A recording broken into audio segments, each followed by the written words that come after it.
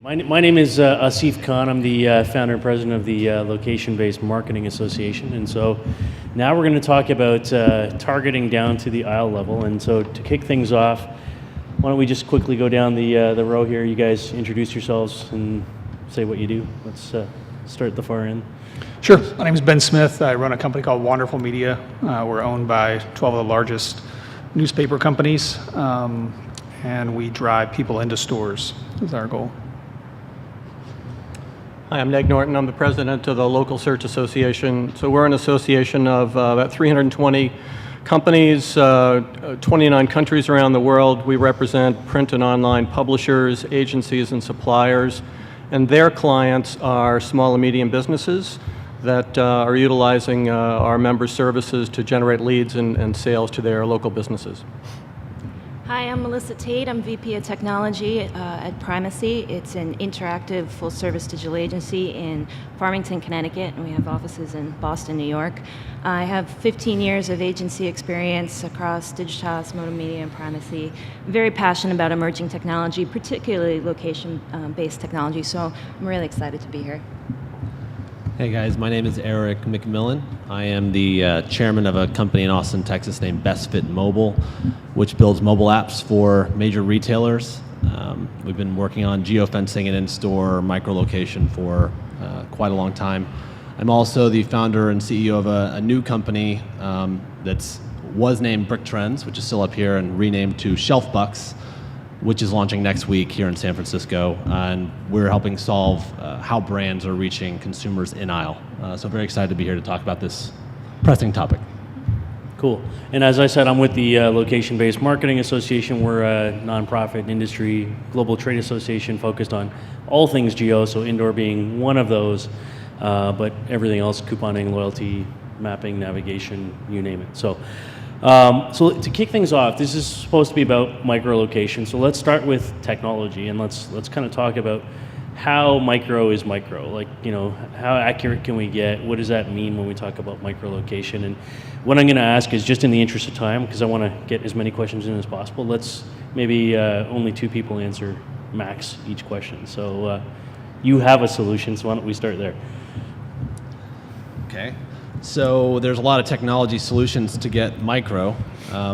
There's Wi-Fi, GPS. Is that not loud enough? All right, that better? Sorry, thanks. There's GPS, is kind of your biggest perimeter. Then there's Wi-Fi, is a little smaller. And then there's traditional Bluetooth. And then there's BLE. And BLE is getting a lot of news around iBeacon and the kind of intersection of iOS core framework and proximity technology. So I think how close can you get? You can get all the way to the product on the shelf, all the way to the intent of the consumer reaching in and asking for an offer, all the way from a customer walking down the aisle and it flagging them an offer to being near the store. So really you can dial it all the way down to the shelf. Okay. Anybody else want to comment on that? I will. I can say that with BLE and with Byte Light, with the LED notification, you can get really close. So you can target like we've never been able to target before. So while all of the other technologies help within a wider range, those two really help you narrow in, and it's going to be the consolidation and the use of all those technologies that are really going to help provide these contextually relevant experiences. Okay. So one thing that I'm really interested in is when we look at this technology in particular, and we focus on kind of indoor and micro, for me there's a big contrast that we see as an industry association between push versus pull, I'll call it for now. So the idea of people are walking by, as Jeff just talked to, and we're waking up the Wi-Fi and we're sending a message as they walk by, whether it's contextual or not, that to me is push. Versus, potentially when we get to shelf level, it could be pull. It could be the consumer seeing something and tapping on an NFC-enabled device or Bluetooth or what have you, and retrieving something that they actually want. How do we see that from a marketing perspective? And Ben, maybe like the interesting thing for me with you is you're driving traffic there. In some respects, you have an app, that pushes traffic to a store in some respects. But, do you see a transition between that push-pull scenario? I think you're always would like to push more than the consumer probably from a brand perspective and from a retailer perspective. You want to push more than the consumer wants to be pushed to. So I think when you're delivering the app, you have to deliver an experience that allows them to have control of that. In the end, Red Laser provides an environment where they're asking for information at the time, so you can get away with a lot more than when it's an app that the consumer is not driving the action.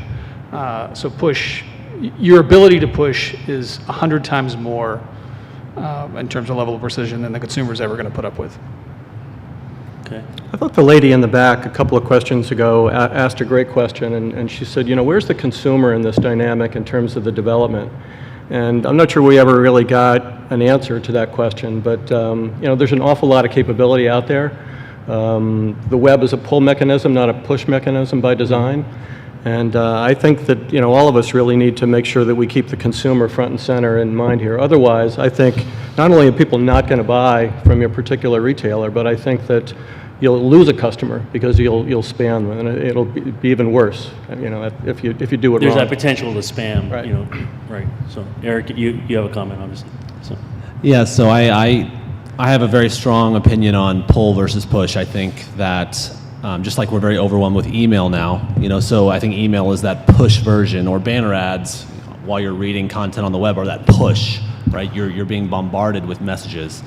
And as proximity targeting increases and becomes more prevalent inside retail stores, when you know what aisle they're in, you know what end cap they're in front of, you know where they spend their time, and they've opted in for that experience, well, everyone from your bank to the brands to the retailer to your dry cleaning service is going to be pushing you messages, and then there's marketers that sell to the dry cleaning service that want to push you messages, and it's going to become like email, and people are going to start turning it off, like you said. So the annoyance factor, keep the consumer in the middle, and I think by engaging at shelf proximity technology and allowing customers to really get close to something, make it easy. Don't make it Red Laser where you have to open the app, you have to open the camera, you have to focus, you have to scan. Be able to allow consumers to walk through your store and just wave their device and get information, ratings, reviews, marketing, coupons, whatever it may be, but give the consumer the option to ask for it. Yeah, I think one of the things that's happened is this sort of battle between the retailer and other app companies. Mm-hmm. Historically, the retailer sort of controlled once you walk through the threshold. They controlled what happened. That's the reason people pay slotting fees and pay for end caps, because the retailer rents the space and they own it. When you walk into a Target with your phone, they no longer have control of their own space. I can point an ad at you. I can deliver a pop-up inside of another app. I can push things at you. So the ability for brands to get directly into the store, cutting the retailer out, the ability for other retailers to get access to you in the store completely changes the game in terms of in-store marketing, which is the reason you probably see the kind of investment that's being made by a bunch of the retailers, because they're trying to gain control of the customer again. If they can get you addicted to their app, then they can get some of their rent back from the fact that they bought the building, they put the building there, they get you there, and then suddenly the fact that you just walk into Macy's, Nordstrom can pull you away if they want to. So that completely changes in-store marketing. So I agree with that. So there's this battle between the merchant or retailer and the brand whose product is in that store.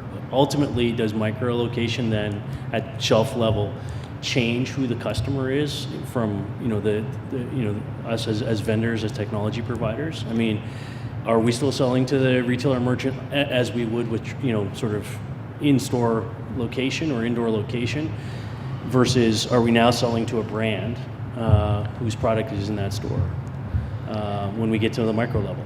Who is the customer? So I'll try it really quick. That's the store will lose control if they don't put technology into their stores, and that's what everyone's kind of been saying today: is start now, partner with somebody, figure this out, because people are going to hijack your store, right? You geofence your stores, and then all of a sudden all your competitors are sucking your customers out with their app. We've been working on it for years. But as a retailer, you can put BLE technology, NFC technology, aisle level, shelf level, and you can engage with your customer traffic. They're your customers. Now, your brands outside the store can't do that. Your competitor retailers can't do that. You as a retailer can put your own technology in and your own framework and infrastructure to control the digital experience at aisle level, and that will kind of avoid that hijacking component. Not avoid it, but make it more likely consumers are in your store asking for information and getting that digital experience at the shelf. I mean, there are a number of companies who are working on the equivalent of Google Maps for inside the store, and they're making that data available for everybody else. So there will be a time fairly soon where you're going to be walking through a Safeway on the soda aisle, and you're going to get a Walgreens ad. And there's not a lot you can do about it to block it technologically. You can't keep the data locked up because it's not that hard to get the data. There's a lot of crowdsourcing approaches that people are using to get the data. So if you don't have an app that, when you're in Safeway, that people really want to use, they're going to be using a different app, and that app's going to tell them to go to Walgreens to get a case of Diet Pepsi.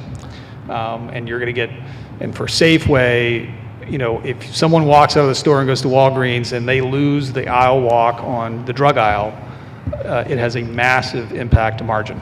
There's certain places in the store where a lot of money's made, and if I can get you to walk out of Safeway because of a case of Diet Pepsis for $3, and then get you to do your drug shopping, your cold medicine, et cetera, at Walgreens, it has a pretty dramatic effect on the retailer. That's why it's so important for Safeway to put digital technology on their shelves to keep that shopper there. So let me come at the same question from a different perspective now. Who funds this? Is this the retailer or merchant that makes that investment to put this in place and controls that ecosystem and decides what brands can advertise on it, or is it the brands that fund this? From what I've seen, there's two places that the funding is happening. There is big retailers who are fairly sophisticated thinking about this, Walgreens and Safeway being two, who are trying to build their own experience. And then there's a set of independent companies, venture-backed companies who are trying to build the next Facebook, the next Twitter, sort of big networks, and run them. I don't think the CPG companies are going to drive this in the short term. There's too many steps between. I'm not going to install a Procter & Gamble app on my phone.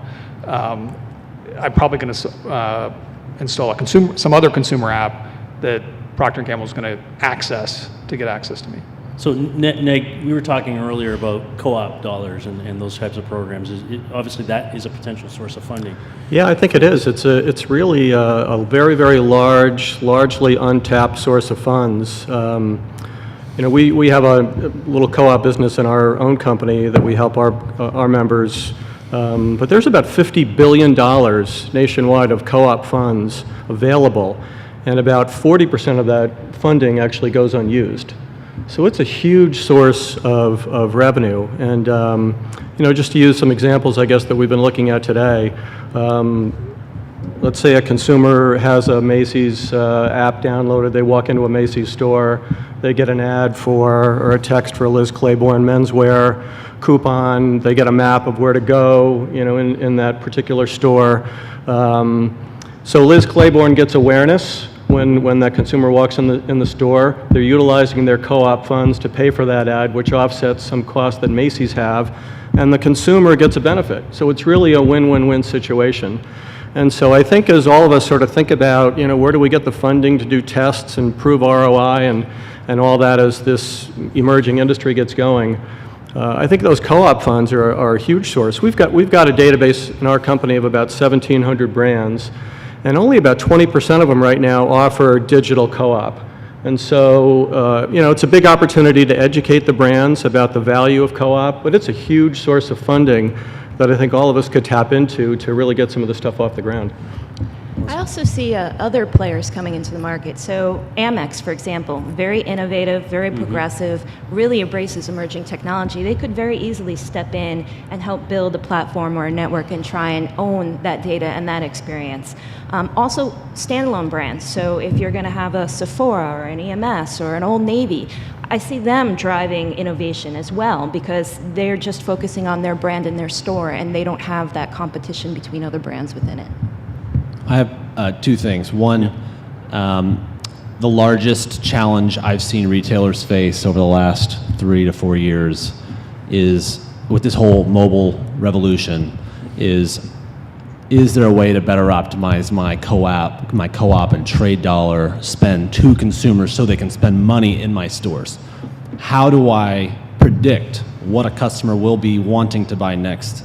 How do I get them the right co-op dollars for the right products so they'll buy more and increase their basket sizes, right? So it's the targeting example. Like, we know you're pregnant before you do, so we're going to start targeting you, and with co-op dollars, right? So they're doing a really good job of it. A little creepy, but with mobile technology at shelf level, you can know a customer's about to buy something, and you can let a brand focus on targeting that person, and you can efficiently optimize the right co-op dollar to the right consumer at the right time with a proximity-based, understanding of what that person might want to buy.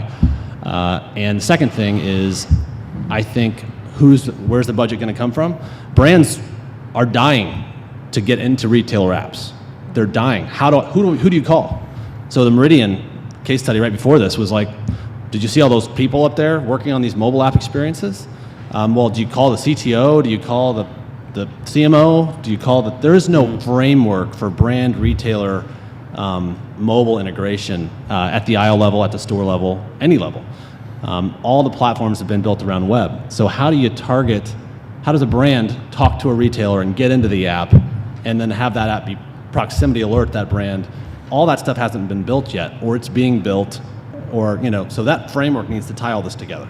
But isn't that the good news, though? I mean, with all the analytical capabilities that come out of this, you really do have the ability to target and have a better informed message as a result of the data you've collected. You got it. You as a retailer can put BLE and NFC and all these aisle level technologies in where consumers walk by and they can flag, hey, consumer wants to buy laundry detergent. Which brand wants to target this customer? All that will be built. That is coming very soon. It is near. To me, the people that should be nervous, I think, are the traditional media, where most of the budget is today. Because the more targeted you get, the more you can prove ROI, the more you can prove where somebody the attribution where somebody bought a product as a result of that ad. You can't do that with a lot of brand advertising, and that's where a lot of the money is today. And I think that's the pool of money that's ultimately going to get reduced. So I have well, actually, I'm going to pause for a second. Is there any questions out here? Because I'd love to involve you guys in this mix. We got some smart people here. I mean, you guys are all or many of you in the indoor location space, but shelf level, thoughts, questions, where does it go? Come on, guys. Nothing? Silence. Greg? And then, Jeff's We got a question over here too. All right.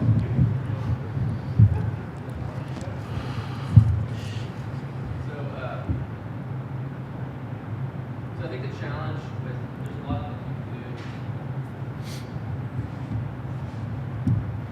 There's a lot of things we can do in terms of installing hardware, be it Bluetooth beacons or wireless mesh nodes or what have you, to be able to detect when someone walks by the shelf. That's all stuff we can do right now, but we can't underestimate IT people and their resistance to maintaining extra hardware in a store. They don't like to have more things to do in their job, right? So how are we going to overcome that? Because obviously, Apple has gotten behind Bluetooth, for example. We're all going to need to follow suit. How do you think that we are going to need to communicate to the IT industry to get them to overcome that fear of maintaining something extra? Will it be ROI studies? Will it be case studies? What do you think is going to really push them over? So what we're working on is the fact that store systems inside retail stores are working on projects that are take them 3 years from now to finish, and this isn't going to make the top of the list. I think that's a part of that framework I was talking about. So the ability for that technology to be at aisle level and for brands to be able to interact with that is the hardware being on the shelf and in the store and in the aisles is a big piece of it. So I think what we're focused on doing is building a network of installers that already work with store systems to install Wi-Fi, who install cabling, who install point-of-sale servers, et cetera. And I think it's not just installing mobile technology and APIs and SDKs. It's about how do you put a solution in the hands of the retailers where maybe store IT doesn't have to install the hardware. Maybe it's a third party. Maybe that's a part of the SaaS platform fee. That's what I'm busy working on right now, which you'll hear more about soon. But the ability for a retailer to not have to mess with any of the hardware, have it all one fee. It's hardware, it's software, it's the platform, it's everything. And I think that's what it needs to come to, or nothing will work together. I don't think that the retailers are going to be the ones who solve the problem because of the IT issues, because of their own capital constraint issues that are getting worse every day. It is very likely that the innovation in this space will come from outside the retailer. It will come from people who are making really big bets on building a network that allows people to know where they are in the store. There's a set of companies who are making really big bets on just mapping the store without the store's permission. They're never going to know exactly what's on the shelf, but they're going to have a pretty good idea. And Google's going to be one of those companies that's going to make that kind of bet. Google has an incredible interest in mapping the inside of Safeway, and Safeway really can't stop them. At some point in time, that's going to happen. And if you pit a bunch of innovative teams in places like Google, et cetera, against the corporate IT department, we know how that battle, we've seen this movie enough times to know that it's unlikely that the corporates will really win. The retailers will win. Okay. So I want to go back to the push-pull thing from a different perspective. I want to talk about data for a second. So from my perspective is at the LBMA, we work with all kinds of media across industry, and one of those is out of home in particular. And so we're doing a lot of work right now with digital signage in-store, where the content on the screen reflects who's standing in front of it. So it's very location specific. And some of that is NFC enabled right now, where you can tap the screen and retrieve content that's pushed to the mobile device based on cameras and a whole bunch of other things that are connected to that screen that personalize it. Do you think we can get the same level of data-based content being delivered at the shelf level? Absolutely. Yeah, I mean, imagine a mesh network of sensors at the shelf with a cloud control, just like we were talking about before, whereby the retailer and the brand have access to enter their content, and as consumers walk through, they can wave their phone in front or just walk by and get whatever content the brand or the retailer desires. So I mean, So it's not one size fits all necessarily. No. I mean, you can decide how many. I mean, this is brand new stuff, but once the framework is there, the customer can get any kind of personalized content that you want to push to them, that they can pull from your shelf or that you can push to them at your shelf. Yeah, the future is having a really robust experience that's going to provide personalized value-added data to the consumer. So imagine working with a Macy's app and you're searching online to buy some sort of attire or dress or something, and when you look at it, you're not quite sure, do I want to buy this? I'm not really sure about the fabric. I walk into Macy's, and now because I have that application, because we have that data, or Macy's has that data from a website browsing perspective or app browsing perspective, they're going to know, hey, she's interested in this dress and we have it in stock and it's over here, and as I walk by or try and navigate me to that and say, hey, if you'd like to buy it, we have it in your size, because you know my size, and it's 25% off. And oh, hey, maybe you'd like some shoes to go along with that. You're going to start to see experiences like that where you're going to tie different data points and different channels on brands. Right now, brands have a mobile team, they have a website team, they have an offline team, and all that data is separated. Those teams don't communicate with one another. The data isn't being shared across all those different platforms. And that needs to be broken down. All of that needs to be accessed across all those different channels. And we need to build that foundation now so that we can support these really visionary experiences that aren't too far off. Yeah, and when you walk into the store, that content can be pushed to your phone as a consumer, or it can be pushed to an associate on their mobile point-of-sale tablet device, so they can come talk to you, kind of like Amazon or your web presences talk to the customer on your website. So I think it's the barriers and the silos I see is IT and marketing, and marketing usually controls the consumer app, and IT usually controls point-of-sale.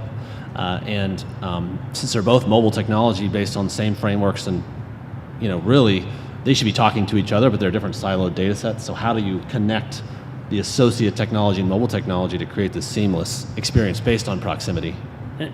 I agree. I think that's the big gap, right? Is that IT versus marketing? And Jeff raised it as well. I mean, but it's not just point of sale. It's inventory, it's supply chain, it's everything else that IT is dealing with. And don't you think, as solution providers in this space, we need to be thinking about integration, and not just putting standalone systems in place that only provide location awareness or push or pull or whatever you want to call it, but isn't it truly about being able to integrate to all those other systems in order to get by the IT challenges?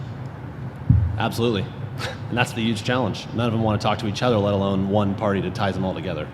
So there's digital teams forming inside of our retail customers that are e-teams or digital teams, and they force everybody to sit in a room once a week or once a month and talk about solutions and integration. So is the sales proposition as a solution provider not in trying to sell retailers or brands or even the merchants, but to go after the SAPs of the world and folks like that as partners and take that approach?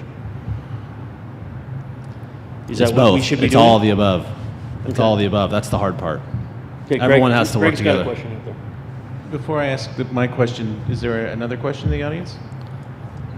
No? I have a question. You have a question for me or for yourself? No, for the audience. Oh, go ahead. How many people read a newspaper daily? Printed paper. Very few. And that I just wanted to. I always like to highlight. How many years do you think printed newspapers will still come to your doorstep? A lot of bucks spent there right now too. That's the point, right? Yeah. How many people think it's going to make it 5 years? 5 more years.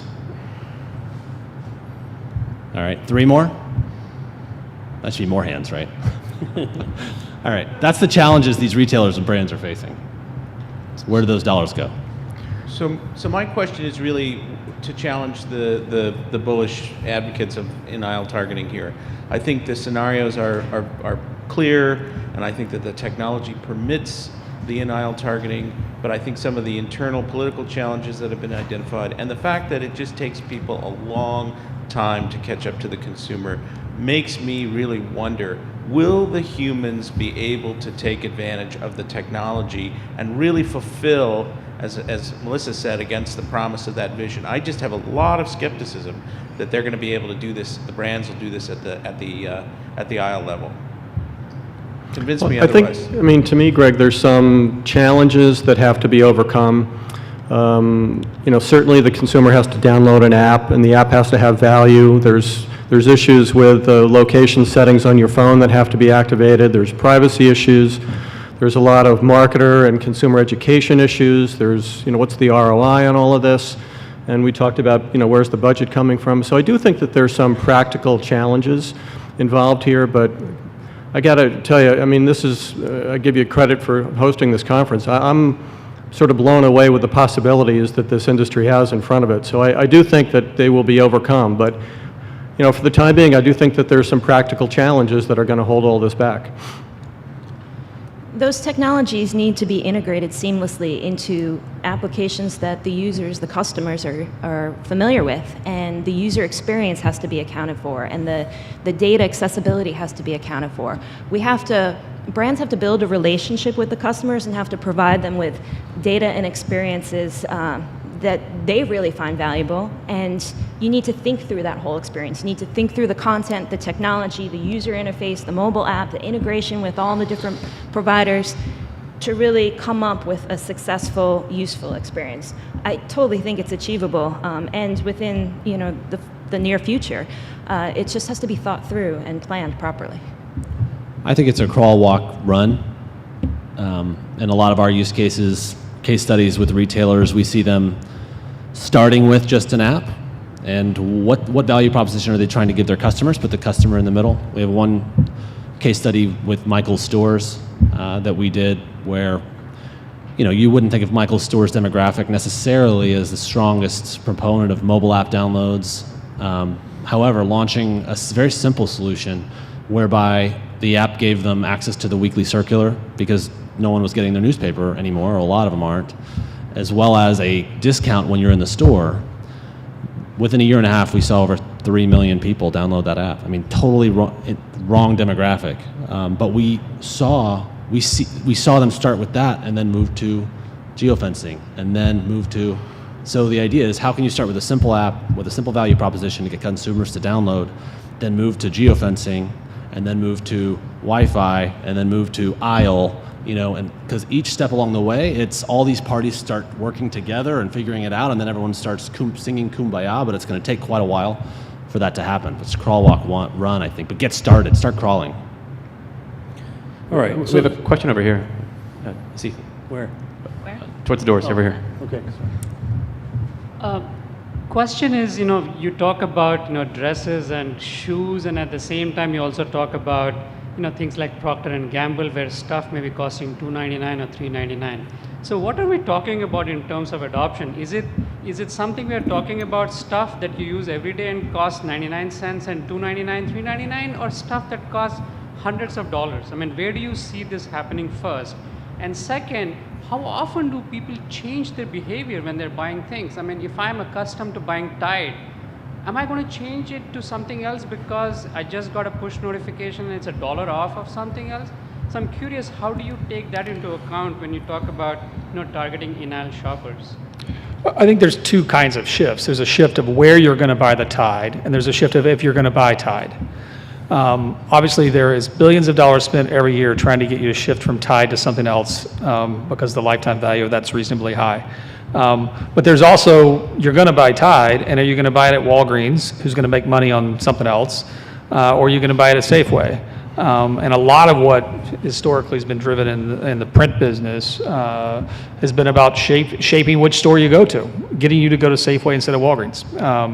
And that money is there, and there are obviously better ways to spend that money than it's currently being used for. And it's not about changing the user behavior. It's about helping to push them along and kind of guide them. So it's to help enable the experience and make it a little bit easier for them. A lot of users right now, or consumers, will do research in advance, either in the store or in advance of going to the store online. So it's kind of taking that knowledge and that experience and that data and helping to enable them take the next step forward for that purchase. So you asked two questions. One, is it going to be low-priced items or high-priced items? And two, are you going to be able to change brand focus with this type of technology? So first answer is there's two options, right? There's high volume, low margin, and there's low volume, high margin. Both have a large, there's large possibilities to impact both, right? So this technology, if you're coming in often, Tide is something you buy more often than your washer and dryer, right? So on a Tide purchase, an example is, you buy Tide every single time, and maybe if we know that because we know you're asking for an offer and you use Tide every single time, well, maybe we start letting brands not cannibalize themselves. Like, so Tide doesn't want to give you an offer if you're buying Tide every time, but maybe Clorox wants to hit you with an offer that you can't refuse because they know the lifetime value if they can rip you away from Tide. Now, right now you can't do that, but with these technologies you can have the opportunity for personalization and non-cannibalization and conquesting. Now the second question, so basically that's why I think you can switch brands with this, right? So cannibalization and conquesting with personalization. Now, whether you should go after high volume, low margin, or high margin, low volume is, you can impact those Tide purchases every month. You can impact a washer and dryer every 5 years, 10 years. But both are the same amount of money really over that time period, right? Tide is a lot of purchases, so you can impact a lot more purchases versus one big purchase. So I'd say it's different data sets, but impacting both is extremely important. Just to pile on for one last pile on here, but don't forget that there's another company out there called Amazon that just wants to dominate shopping, and so I think there's a defensive play here to keep Amazon at bay because they're big and powerful, and I think everybody's got to think about how you deal with them as we go through this. Yes. So I think that's the price. Other things we haven't really discussed up here is price matching. So there's price matching as well as showrooming. right? So retailers are scared of Amazon and other online retailers, even though it's still a really small percentage of total retail spend. I think it's keep Amazon out at all costs. I mean, Right, keep them out Amazon at all announced costs. today a payment vehicle where basically you can log into Amazon and pay for anything with your Amazon account, just like PayPal, that kind of thing. So I don't think retailers are going to want to hand that data over to Amazon too easily. But I have a different question. So we did as an industry association, we get to work with a lot of brands and pilot a lot of stuff. So we did a campaign with Hallmark cards about a year ago now, where they had this Facebook app forever, and basically it would, you would plug in dates that you wanted to remember, birthdays, anniversaries and stuff, and it would just send you a notification saying it's your anniversary this weekend, you might want to buy a card. And so we added this simple location layer to it. So now you got the notification, and then it said, oh, by the way, you're 2.2 miles from the Walgreens. Here's directions on how to get there, where you can get a Hallmark card. That worked really well in terms of driving incremental spend, on Hallmark cards, and obviously drove traffic to Walgreens. The interesting thing is as a brand in that context, Hallmark looked at it and said, well, wait a second, we've got something here. We're actually driving traffic to Walgreens. Why don't we make this a media channel and allow complementary other products to come on and buy ad space on that platform to what you're talking about. So, if you sell chocolate, great. Come on here and run a chocolate ad on the Hallmark app, or cosmetics or whatever the case might be. That's very specific. But do you see, back to this battle of merchant, who owns the system? Is it the merchant or retailer, or is it the brand? And I'm looking at you, Melissa, because you work with a lot of these guys as I do. It's the brands want direct access, and I think the funding model becomes really interesting around this stuff, because historically, if you look at the merchant, or you look at the shopping mall owner, their model would be, we're in the real estate business. So if you want to put something in here, you buy space, you pay us a fixed fee, and how you monetize that's up to you. But they're getting smarter, right? And they want a piece of the action as a retailer, property owner, merchant, however you want to look at it. And the brands understand that for the first time ever, location allows them one-to-one direct communication with their customer. So is it a media channel for them? Is that really where the funding should come from?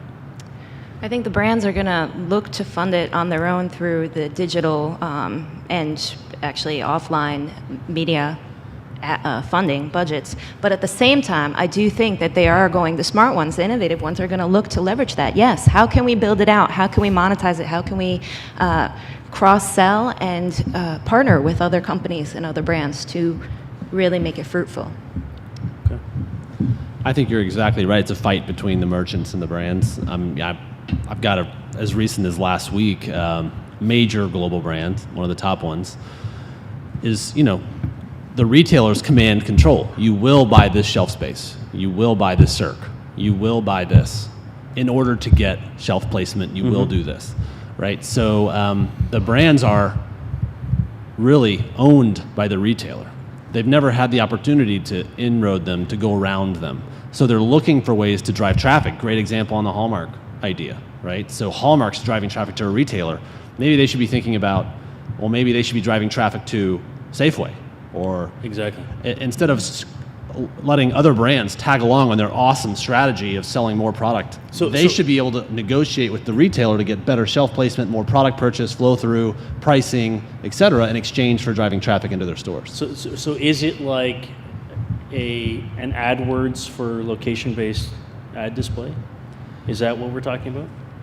It's opportunity. Right? Are you bidding for that as a brand? I would argue that if the retailer owns the channel, I think the brand should bid. I think the retailer should own the channel, essentially. But if the brand has found a way to drive customers to stores, maybe they should make the retailers bid. Okay. I think we got a couple minutes. Is there any other questions out here? Greg, you look like you're ready to ask another one. Okay. All right. So I'll ask one more question, which is, it's a new space.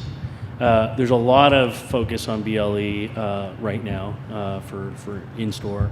But if you can look forward, maybe as a last comment from each of you, maybe 24 months max, because we don't want to look too far in the future. But where does this go? What's next? Who owns this? Is there further technology innovation, do you think, around this? Where are we going? You'll be able to buy an ad on the Google Ad Network for a guy who's on the Pepsi aisle at Safeway within 24 months.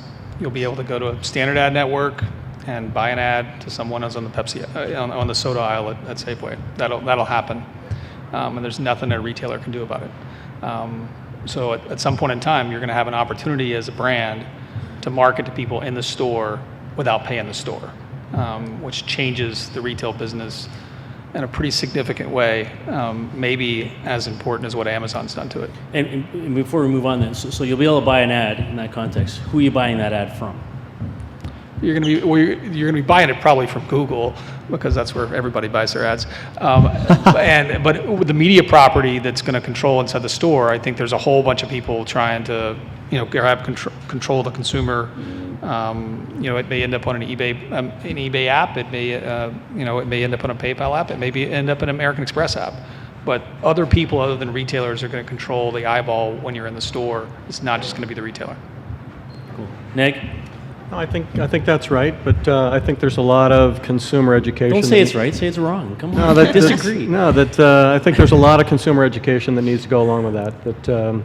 I take the last discussion very seriously about privacy. I do think that there's some very legitimate issues that could hiccup a lot of this if it's not done smartly. I think to me the first play here is with the analytics and making sure people really understand the analytics, do it smartly. And that way, when this gets rolled out to that scenario that Ben just described, it does work. Yeah, the most important things for brands to keep in mind as they progress over the coming year or two is that data aggregation, breaking down those silos in order to access that data, the analytics in order to be able to optimize the experiences, and the content. Earlier, it was mentioned on the panel about how important content is. It's not just about providing an access or a map or navigating, and it's not solely about coupons. It's about all of the other kind of contextually relevant and helpful content and experiences that you can provide to your consumers to help build that relationship.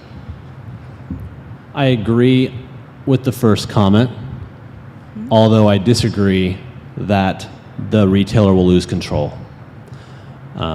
Where will they buy that ad from, was your question? I think people are going to be very hard-pressed to get micro-location at aisle level without the retailer's involvement. I think, so that's going to delay things a little bit. I personally think within the next 24 months there will be a platform that ties the shelf to the mobile app, to the point of sale, right? So there will be a platform that cuts across and allows brands and retailers to work together. Who's going to solve that? Is it going to be Google? Well, they're not going to do it without the retailer, unless, if they want to get store-level geofencing, well, then sure. But what app are they going to push it through? I don't know. But I think you're going to need the retailer involvement. But I do think they're going to get on the bandwagon. And that's my warning to retailers, any retailers here, is if you don't get on the bandwagon, then Google's going to sell around you. And they're going to drive traffic to somebody else's store. So get with the program.